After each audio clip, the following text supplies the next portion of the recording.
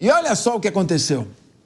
2 casas de praia da família do Antônio Rueda, que é o atual presidente nacional do União Brasil, acabou de ser eleito, foram atingidas por um incêndio no litoral sul de Pernambuco, na praia de Ipojuca. De acordo com a assessoria do partido, olha só, olha que é isso? A família não descarta a possibilidade de um atentado motivado por questões político-partidárias. Isso é cangaço?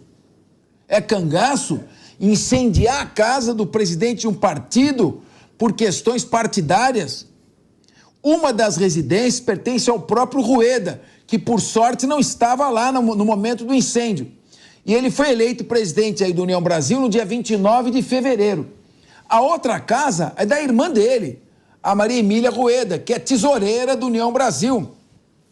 Estranho esse incêndio, hein? Claro que vai ter que ter uma investigação. Pode ser um incêndio natural, acidental, e pode ser um incêndio criminoso. Olha o que o Rueda falou, hein? Agora, você quer mais polêmica? Quer pior? Para piorar?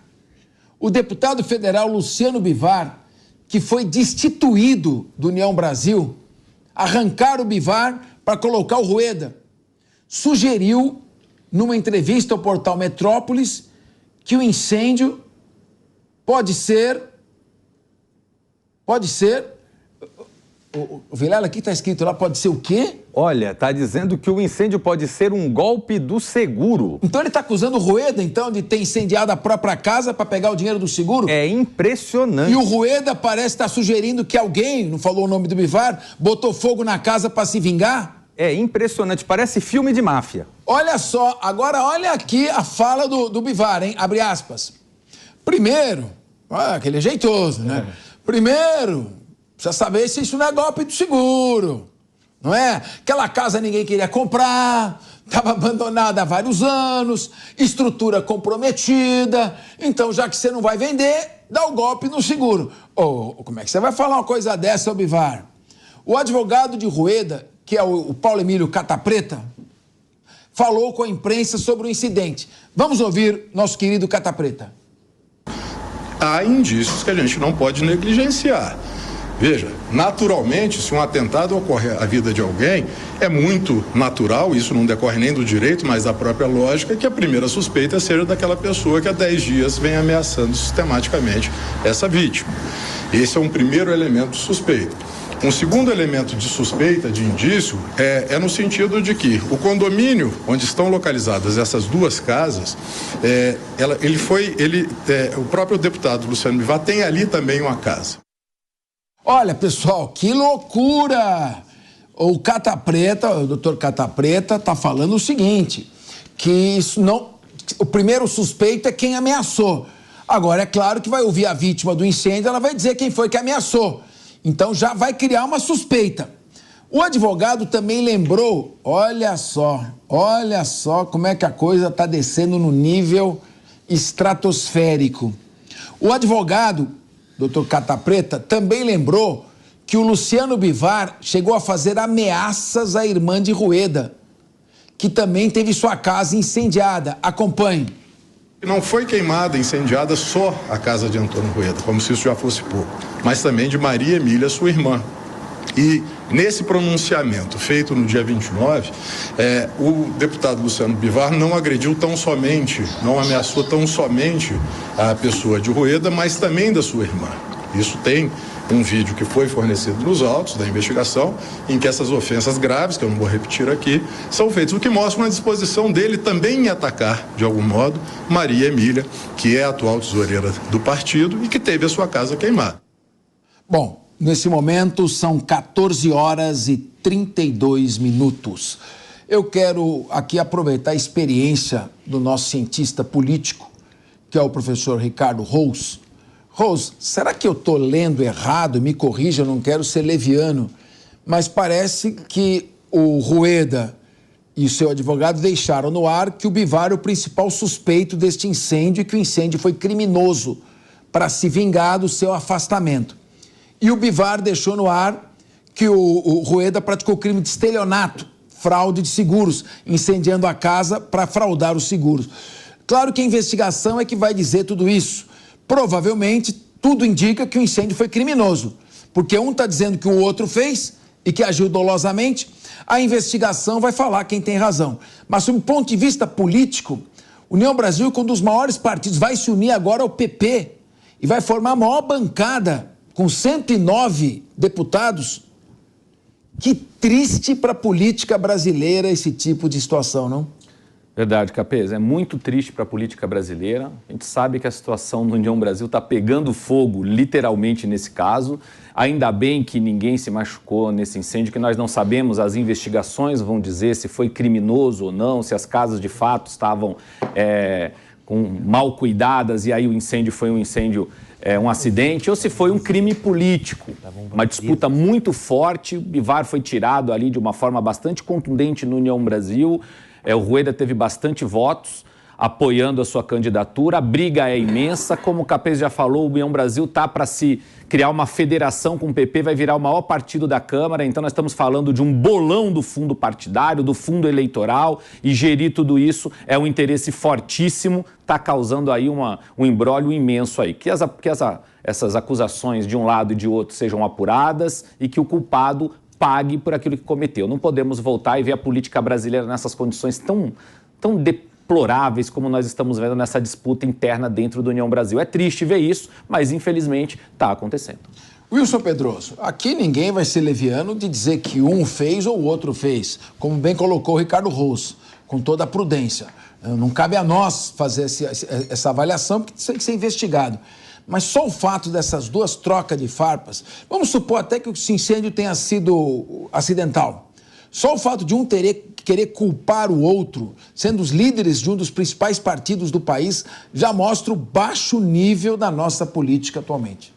Primeiro, Capês, recapitular um pouco. O Bivar, presidente nacional do partido, meio que passou a administração do antigo PSD, que agora é o União Brasil, para o Antônio Rueda, que ele era o real administrador desse partido. Rueda e Bivar tratava o Rueda como um filho. Eu não sei em qual momento isso deu tilt. Por quê? Volto a dizer, o Rueda era considerado como filho, ele considerava o Bivar como pai e o Bivar considerava o Rueda como filho. Mas essa eleição nacional do União Brasil não terminou por aqui, porque na quinta-feira passada, o Bivar cancelou a Convenção Nacional da União Brasil. O que aconteceu? O Antônio Rueda se juntou com a ACM, que se juntou com o Milton Leite aqui em São Paulo, e eles fizeram a Convenção Nacional, porque também os deputados não se relacionavam mais com o Bivar. Como o Bivar passou de forma branca a administração do União Brasil, os deputados já se relacionavam com o Rueda e não se relacionavam mais com o Bivar. O Bivar tirou o pé, foi até surpresa junto aos deputados ele querer retornar a ser presidente, coisa que ele já não fazia mais. Um detalhe importante, Rueda e Bivar são de Pernambuco, onde justamente foi o incêndio. Eles moram lá. O Bivar, inclusive, é deputado por Pernambuco. Ensaiou, inclusive na eleição passada, não ser deputado federal e tentar o Senado. Recuou e foi candidato a deputado federal. Essa novela, então, não tem um final. Esse final vai ser jurídico. E eu não acredito. Eu não ponho a mão no fogo, mas acho difícil o Rueda fazer um incêndio proposital para receber seguro, porque ele não precisa. Ele é um, além de presidente ou em presidente interino, ou sei lá o que ele é hoje, do União Brasil, ele é um empresário que não precisa tacar fogo na residência dele, mas não estou pondo a mão no fogo, mas conheço o Rueda, acho difícil isso. Acho que nesse momento os dois estão com guerras de narrativas. Como um acusou ele de tacar fogo numa casa para receber seguro, o outro reagiu e falou assim, olha, fui ameaçado, porque numa briga política ele deve ter feito, o Bivar fez alguma ameaça, e ele está conduzindo essa história com uma narrativa que também foi uma ameaça e foi um crime político junto à sua residência. Mas vale dizer, não é sertão, mas é praia de Pernambuco, a casa é muito velha, para pegar fogo, para dar um curto-circuito. Porque você vê lá, é cadeira pegando fogo, é forro pegando fogo, a casa toda de madeira, não é? toda de madeira. Então é difícil, crime político, acho difícil também, como acho difícil também o Rueda ter tacado fogo na sua residência para receber o seguro. Meu querido Cristiano Vilela, você que é advogado eleitoral, que está acostumado a lidar juridicamente com todo tipo de situação ligada a político, eu não lembro de ter visto, num alto nível político como esse, uma baixaria desse nível. Olha, na política nacional faz muito tempo que a gente não vê algo tão escandaloso como esse. É difícil nesse momento entender quem tem razão, quem não tem. Eu torço para que tenha sido apenas uma coincidência e que nada do que está sendo acusado um em relação ao outro seja verdade. Agora, é importante sim, é importante que a gente tome cuidado para que práticas criminosas como essas que estão sendo eventualmente levantadas, não venham a ocorrer de uma forma espalhada por todo o Brasil. Nós temos índices que são assustadores da quantidade de políticos que são mortos, especialmente vereadores e prefeitos, no âmbito municipal, no âmbito local, dentro de disputas políticas. Então, é importante que tenhamos aí uma investigação muito dura, muito séria, muito rígida, para identificar se de fato houve alguma discórdia, alguma coisa que realmente tenha gerado isso, ou se foi algo que uma coincidência fatídica e que acabe tudo sendo de alguma forma esclarecido para toda a sociedade. Guilherme Mendes, enquanto ele fala, colocar imagens da casa destruída, às vezes houve curto-circuito ou incêndio criminoso, isso é facilmente, daqui a pouco vamos saber. Isso é fácil, mas vamos com as imagens aí, ao vivo, e o nosso querido Guilherme Mendes comentando. Capês, eu acho que é temerário fazer qualquer tipo de afirmação, como você bem colocou, tem que ser feita a investigação, perícia, e vamos aguardar.